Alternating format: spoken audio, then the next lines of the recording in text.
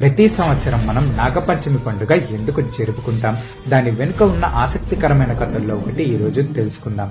బృందావనంలో యమునా నది ఉంది.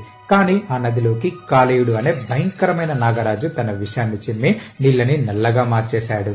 ఆ నీళ్లు తాగిన పశువులు, పక్షులు, మనుషులు కూడా ప్రాణాలు కోల్పోవడంతో ప్రజలు భయంతో వణికిపోయారు. ఒకరోజు మన బాలకృష్ణుడు తన స్నేహితులతో ఆడుకుంటుంటే బంతి నదిలో పడింది. అందరూ భయపడి వెనక్కి తగ్గిన కృష్ణుడు ఏమాత్రం భయం లేకుండా ఆ నదిలోకి దూకాడు. తన సామ్రాజ్యంలోకి వచ్చిన చిన్న పిల్లాన్ని చూసి ఆగ్రహించిన కాలేయుడు తన పడగలతో విషాన్ని చిమ్ముతూ కృష్ణుడిపై దాడి చేశాడు. కానీ కన్నయ్య మామూలోడు కాదు కదా. ఆయన చిరునవ్వుతో కాలేయుడి పడగలపైకి ఎక్కి తన దివ్యమైన పాదాలతో తాండవం చేయటం మొదలుపెట్టాడు. కృష్ణుడి ఒక్కో అడుక్కి కాలేయుడి పడగలు నలిగిపోయాయి.